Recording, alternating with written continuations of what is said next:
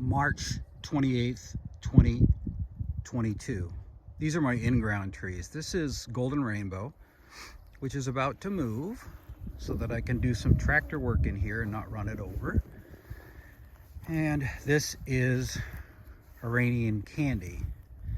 This was a cutting from my buddy Steve in Maryland. The Golden Rainbow came from Eric in Santa Barbara. It was a rooted cutting. All right, here we go, down the row. Oh, and that's the view of the lake, which is really low right now. It's really disappointing. It should be full right now, and it's not. And welcome to the West. I'm not sure what the percentage is, but it should be in the high 90s right now, and it's nowhere near that. Okay, this is a Pond's variety called Planera. Haven't had a fig off it. Planted it last year in ground right before a heat wave, and I don't think it liked that at all. So that's Planera. These cages I have to put on because if I don't put them on, the bucks will just rub these to the ground. So I just use a galvanized wire and a regular T-post and create these. So this one is Corky's Honey Delight. This was a cutting that came from Santa Barbara as well.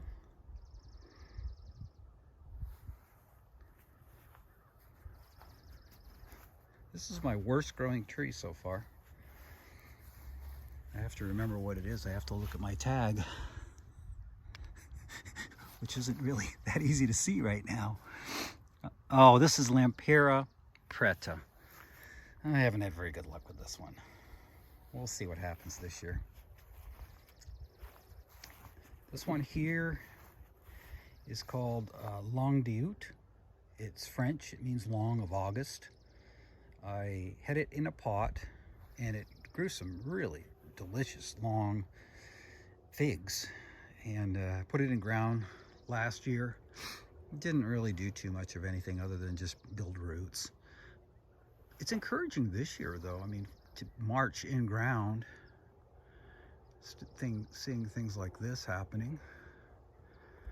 Let's see if we can get that to be a little more visible. Not so much, but it is getting ready to pop.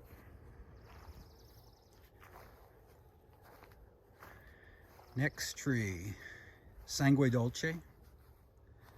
It means sweet blood. Never had a fig off it yet. It's supposed to create a really small fig that has a blueberry taste.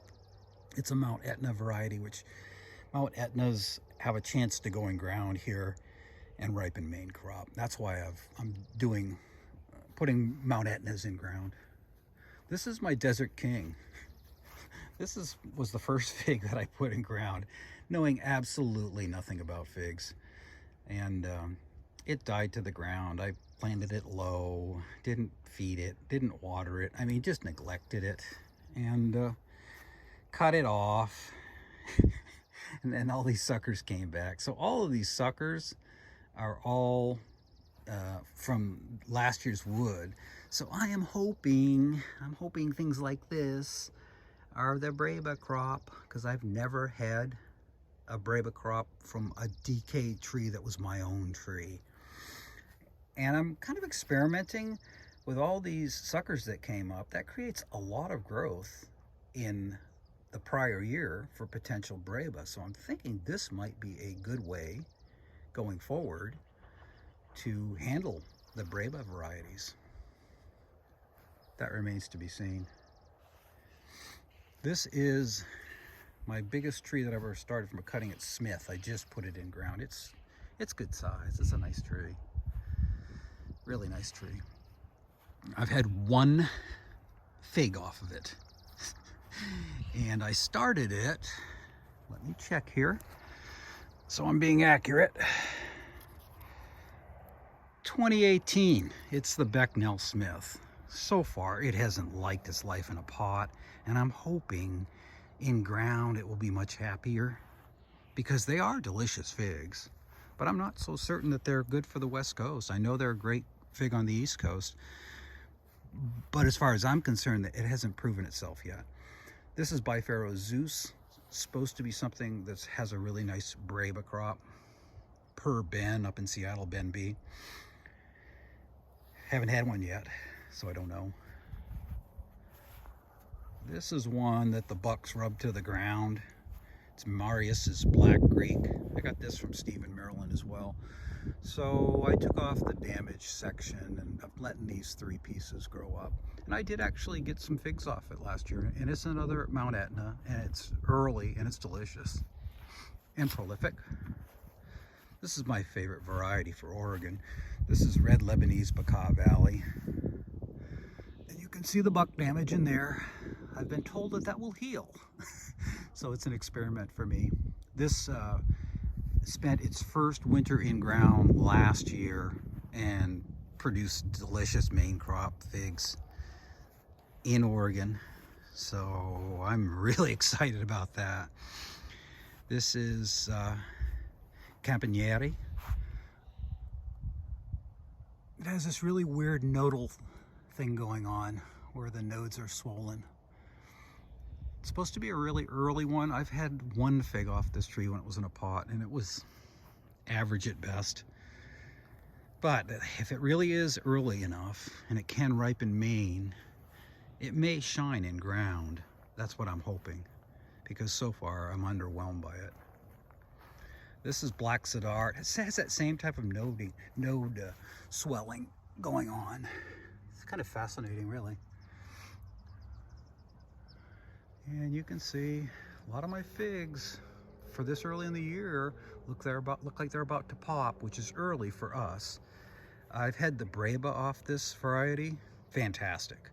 I mean, it just was one of the best Brebas I've ever had. Never had main crop. I'm skeptical whether it will ripen main crop in ground in Oregon. I've been told, and people are saying it will, but I don't know if that's without any kind of aid like a greenhouse or something like that.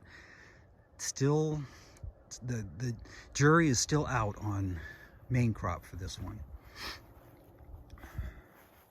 This is honey plum. Never had main crop off it yet. They all dropped. Had one Breba that was really, really tasty. So we'll have to see how well it does producing Breba, or if it can actually ripen Maine in ground, or it may be out the door. This is Brown Sugar Crunch. It's a wonderful fig. Chris back east found this one, and the two of us worked together on giving it a name, because it had a name called Easton Fine, and there were lots of Easton figs, and we thought together maybe we need to give it something a little more original. That looks like a Breba right there. Never had a Breba from this. Let's see if I can get in on it. Let's see here. Okay, that's looking Breba to me. Excuse the dirty hands, I've been working. Next one, total flop for me so far. It's Olympian.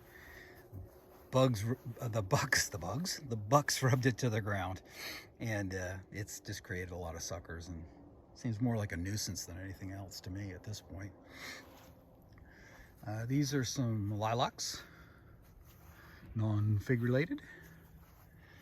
I see some pretty purple about to open up. Another lilac here. My wife and I found this lady that she had a lilac tree. It was actually a tree grown in the shape of a tree, and it created these little suckers, and she was trying to supplement her income, and she was rooting these little suckers and selling them for $5 each. So we have $15 invested in our 3 lilacs. This I'm excited about. My son gave me this for Father's Day a couple years ago. It was just a tiny little thing. It's a persimmon. It's Nikita's gift. And that's the garden we've been laying in ground cover and pebble bark. Looks like the garlic is doing well. cherry. I've taken a lot off this cherry. This isn't a cherry, my bad. This is a peach, frost peach. I've taken a lot off it because it was so laden with fruit that it was just snapping branches last year. So I decided I'll give it a hard prune, and it doesn't seem to be affecting the amount. It looks like there's still going to be a lot of peaches on it this year. This is that garlic that we started. This is a Yusta berry that my buddy Derek in Springfield did a graft for me, and I'm kind of excited about it. It just went in ground here from the raised bed to in ground, and it sure seems to like being in ground better than being in a raised bed backed up against a cedar board. That was not one of my best gardening moves. So that's the garden. Beautiful day here at the lake.